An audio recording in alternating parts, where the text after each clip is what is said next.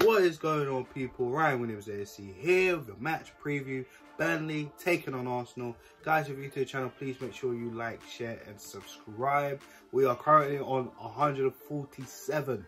That means 3 subs away from hitting the target at 150, the next milestone. So guys, if you're a first time viewer, hit that subscribe button and let me know your thoughts on this video and the game as well down below.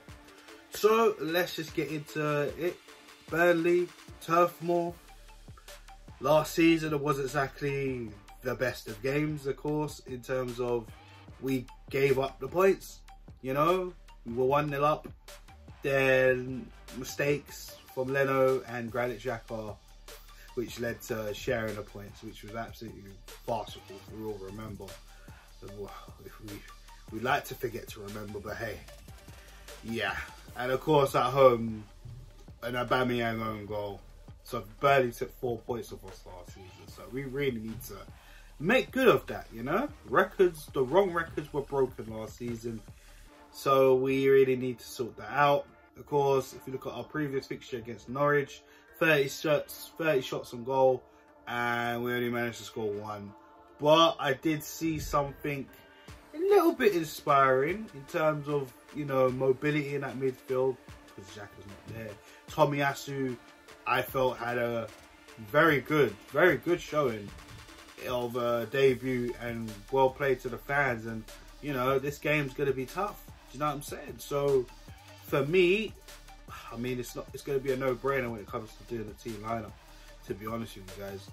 But we have to really create our chances here. Burnley haven't exactly been great this in the last few games, you know, so we really need to take advantage of that. They haven't won a game at home and they're going to be chomping at the bit. They know how we've been this season. We know, they know, we all know Arsenal have struggled since the start of the season, you know, losing to Brentford on the opening day, then losing to Chelsea, then getting battered by Manchester City, and only scoring 1 goal against Norwich, you know. So, I mean, can things turn around slowly? I mean, we got the North London derby in the league after this game, and that is going to be a tough game neither way, regardless of where you look at Arsenal and Spurs right now. It's going to be a tough game for both teams.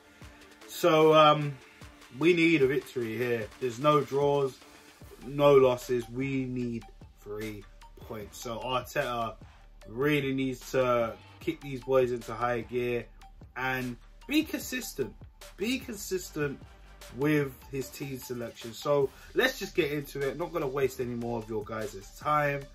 My team selection is just really not going to be much different compared to the Norwich game.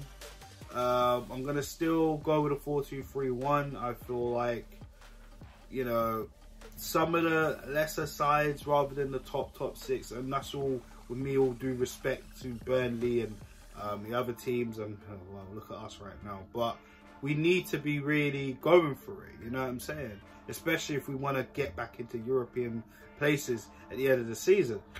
So for me, 4-2-3-1. Like I said, I'm not really going to make any more changes compared to the Norwich game last week. So in goal, I'm going to stick with Aaron Ramsdale. He just distributes the ball a lot more quicker. And again, he only had his first Premier League start in an Arsenal top against Norwich. And to be fair to him, he didn't really have all that much to do. But when it came to distribution and actually, you know, trying to set plays and, you know, goal kicks and all that jazz, I mean, he done very well, you know. So give him a go. Let's see how he does against Burnley, because for me, Leno's got to be gone at the end of the season. But I'm sure there'll probably be games where Leno will probably feature. But yeah, Ramsdale stays in goal for me. Right back, I'm going to keep Tomiyasu there. Like I said, he had a very good showing for his debut at the Emirates against Norwich. So this is going to be another game where he'll be testing the waters a bit. And we need that. Well, I was very impressed with his dynamic in the game, where he got up and down the pitch. He offers you something different, as well as being two-footed, which, you know, I heard a lot of that recently, and I have to give a shout out to my boy Kesh for giving me that information on Tommy Ashley. But wow, he looks like a very, very good player. So let's see what he can do going forward. Of course, Kieran Tierney for me stays on that left back role. We know what Kieran Tierney can do, so there's nothing much more that needs to be said. And the two centre backs for me remains Ben White and Gabriel. I was impressed with the way they handled Timu Pukki last weekend, but you know, there's going to be physical strikers against when it comes to Burnley, guys like Chris Wood, Ashley Barnes, you name it. They got some very, very physical players, and we're going to need that. We're going to need that still. Speaking of still, let's go into the midfield. For me, I know AZ Maitland-Niles got the start. For me, I wasn't particularly all that impressed with his performance. I thought he was alright, but it wasn't at the level that I feel that we need in that midfield, and that's no disrespect to him. That's just my personal opinion. I'm going to go with Thomas Partey and Sambi Lokonga. For me, once Partey came on the pitch and we went into a 4-3-3 with Ødegaard and Smith Rowe, I mean, we look so much better. We look so much more fluent, and I feel Partey offers that.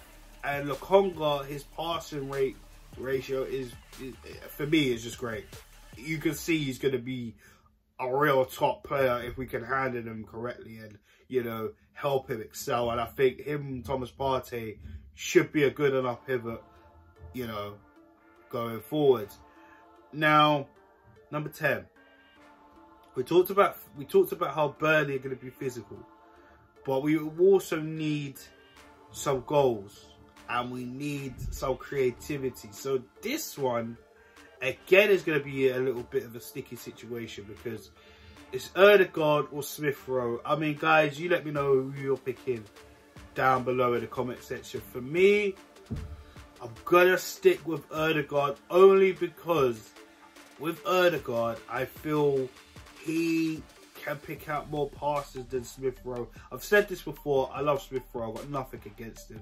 And I feel like with Smith Rowe, he can, you know, come off the bench and add something different.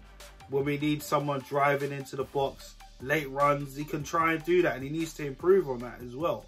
Also, let's have that right. I remember his opportunity against Norwich, he should have took that, and I feel there's that missing piece in Smith Rowe and a few other players in the team, that killer instinct. And I feel like maybe later on in the game, if Burnley a little bit tired, we could bring on Smith Rowe, provide that energy. With Ødegaard, you know, balls into the box. We saw that ball over the top for Aubameyang against Norwich. I thought that was fucking excellent. We know what he can do. We know what he can do. He's got the pivot behind him. He just needs to be off the shackles. But like I said, it's not going to be easy with the way Burnley shape up. They're going to do everything they can to stop him, which is why I feel it is wise to leave Smith Rowe off until later. The wings. Now, the wingers, I think, now Pepe wasn't really as inspiring as he could be. In the Norwich game, I felt Brandon Williams handled him excellently, if I'm going to be totally honest with you guys. Pepe needs to try something different. I keep saying this. Mikel Arteta needs to do something different with him. And Bukayo Saka. I like Saka. And Saka's getting back into the groove of things, you know. Had a little bit of a slow start. But, you know, I think him getting that goal on the international break really helped him out a little bit. And really maybe kick-started his season. So for me, what I'm going to do, I'm actually going to switch it. I'm going to put Saka and Pepe on the opposite flanks. And I'm going to stick with Aubameyang up top. I mean, him getting a goal, no matter how he got it, he got the goal.